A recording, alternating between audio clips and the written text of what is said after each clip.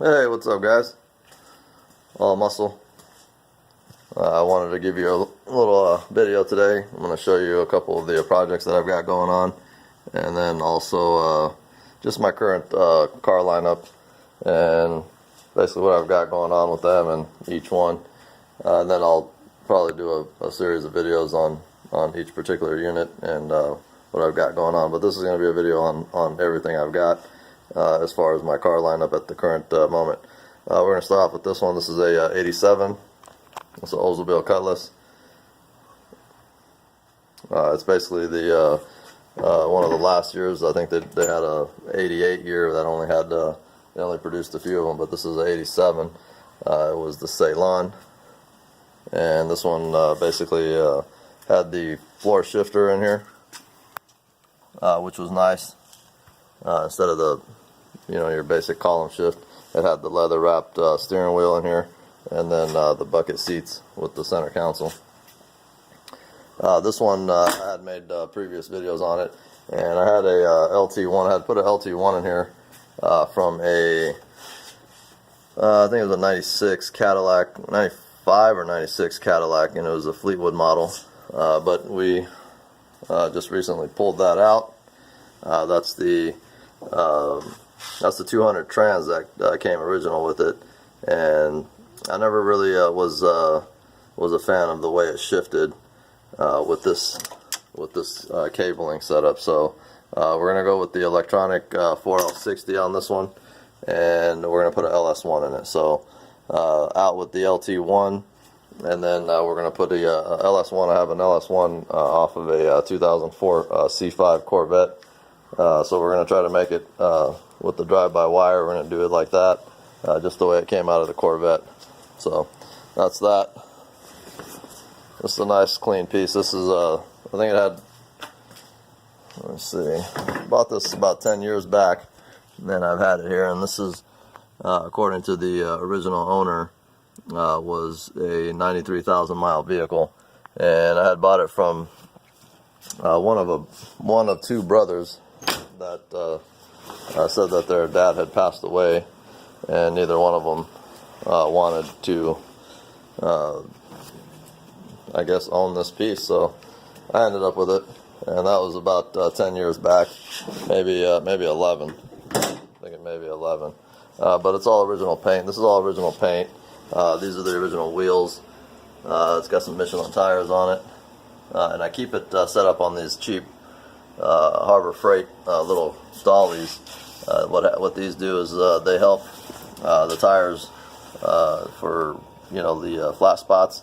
If you park them long enough, your tires will end up getting flat spots, and when you go down the road, you'll hear them. You'll hear them. It's kind of hard to explain, but you'll definitely notice them. Anyways, off to the next car. This is a 1966. This is a El Camino.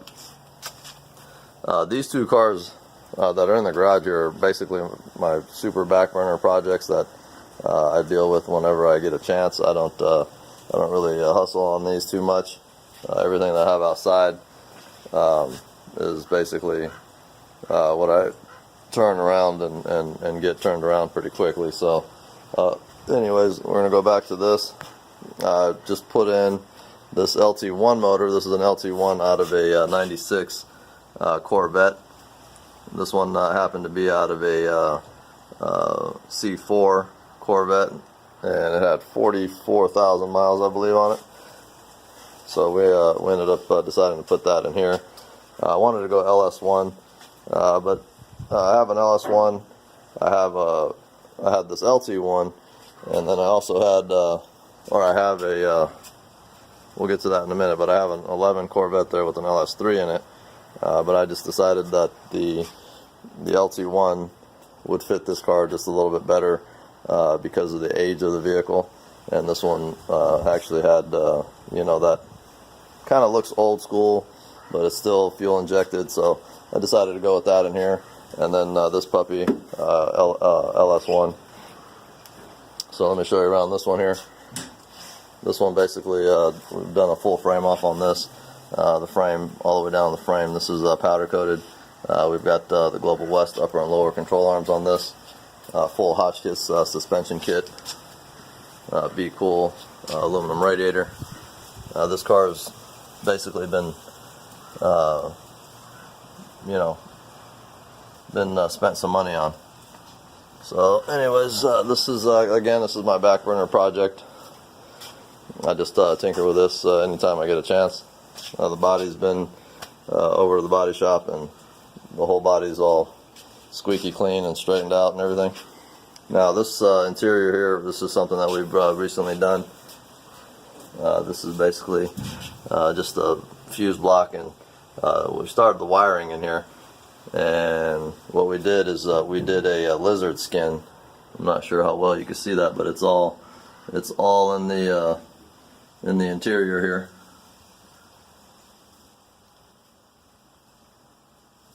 This is a lizard skin liner, and I think it had like some ceramic type property where it is good for sound deadening. So we went ahead and laid that on there, and then we're going to lay some Dynamat on top of that, and then we're going to go with the carpet afterwards. So this again is a back burner project, and I only get to this every once in a while when I don't got anything else to do. So anyways, let's walk outside.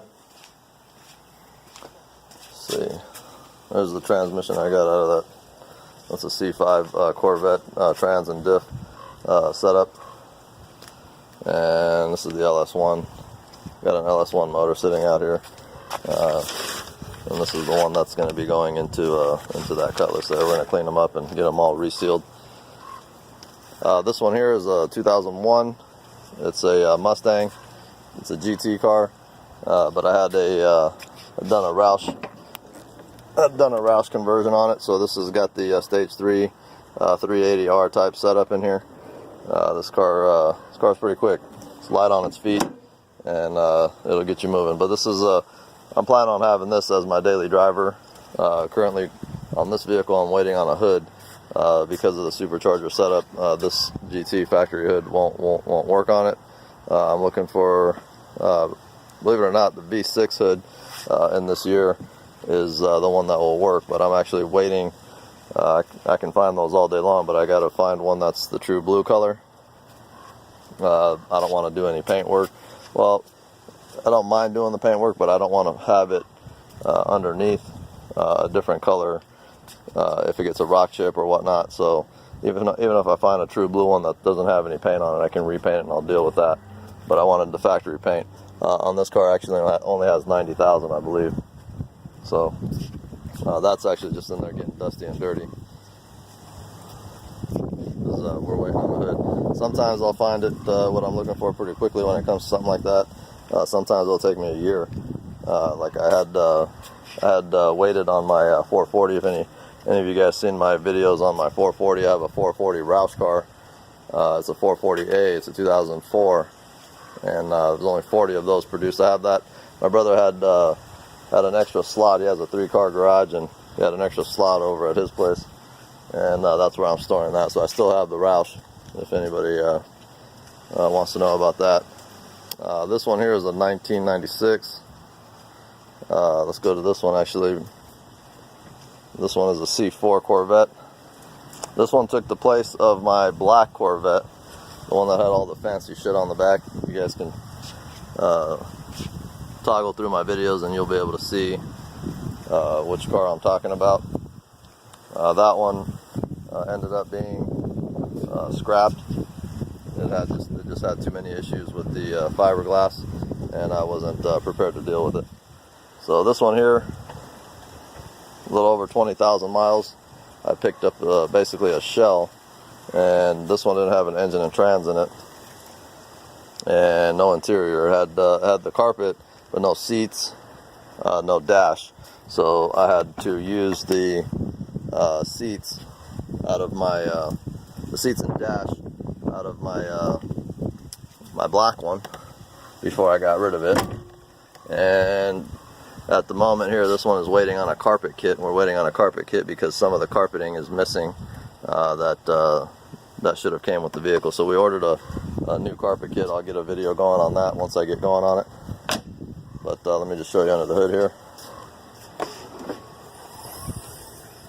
This is the LT4 motor vehicle with the 6-speed ZF transmission. This was a fairly rare car. It wasn't too rare, but they didn't make that many of these. This is actually the collector edition vehicle, and you'll notice the Sebring silver on this one, and with the collector edition badges. And again, this car at 20-some thousand miles was a donor car for somebody's hot rod, and they pulled the engine and trans out of it. So I had an engine and trans. I went ahead and popped it in there, and we're going to do a carpet kit on it. Try to make this car as nice as possible. It's a decent looking piece. This is a 99 Cobra. This is basically a 90. It's right knocking on 100,000. It's got an 03 or 04 Mach 1 engine that I transplanted into it when I bought it. The engine was seized up, so we swapped that out, and I'm planning on giving this one to my son. He turns 18 in a few months, so this might actually end up being his vehicle. Nice little original piece. 98,000 miles on this car. 98. It'll need some love. Just kind of once it gets going and daily driven, things will be maintained and fixed on it and whatnot.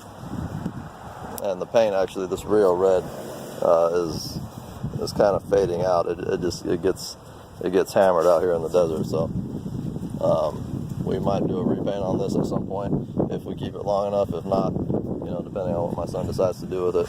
But it's a original paint car, all nice, no body work on this vehicle, no filler anywhere. All the panels are original. Anyways, this is my final piece that I have out here. Besides, my obviously my wife's car and my truck that sits out there. But this is a 2011. This is a Corvette C6. It's the Grand Sport model. This one took it in the rear. But she was a nice piece. It's got the LS3 motor, the nice body kit on it. For the Z06 and Grand Sport editions, they had a nicer, wider style rear quarter and front fenders. Had the bigger brakes on it. It's got the Z06 brake package on it. LS3 motor. This one got hit pretty decently to where the frame is crunched on it, so it's not something that I'm gonna fix. I'm gonna end up with the parts on this vehicle, so that'll be up for sale. Any parts on this vehicle will be available for sale as soon as I can get to it. I haven't got a chance, but what I think is on this one happened is that he got rear-ended pretty hard. If you could see, I had to cut out this frame rail here because it was interfering with this fiberglass area here, and it wasn't allowing the tire to spin when I first got it, so it was immobile. Also, this frame rail here is bent back pretty severely, and this whole muffler area is just severely damaged. A lot of the fiberglass in the back here is just basically crushed. So this one's not coming back. It's a salvage title. Usually when they go salvage, I don't try to bring them back at all, no matter what the shape of the vehicle is. Also, frame rail damage here. A lot of fiberglass issues. So anyways, this car will end up being parted. If you guys don't know, I do a lot of my parting on eBay, and my eBay seller is Golden State Auto. You can find some of the leftover parts that I don't need or don't use for my personal projects end up going on that eBay store that I have there. So anyways, that's an overall view of all the cars that I have current projects.